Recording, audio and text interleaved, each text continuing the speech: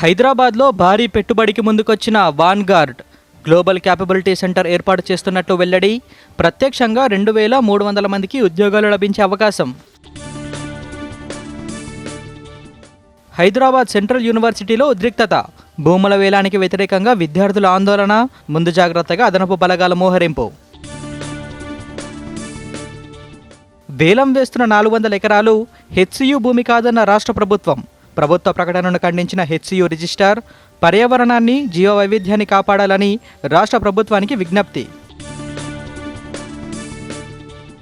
దేశవ్యాప్తంగా భక్తి శ్రద్ధలతో రంజాన్ ప్రత్యేక ప్రార్థనల్లో పాల్గొని ముస్లింలకు శుభాకాంక్షలు తెలిపిన ప్రముఖులు. స్థానిక ఎన్నికల్లో గెలుపే లక్ష్యంగా పనిచేయాలన్న కిషన్ రెడ్డి. రాష్ట్రంలో ప్రజల సమస్యల పరిష్కారం కోసం పోరాడాలని పార్టీ శ్రేణులకు పిలుపు. ఛత్తీస్గఢ్ బస్తర్లో మరో ఎన్కౌంటర్. మహిళా అగ్రనేత వరంగల్ వాసి రేణుక హతం.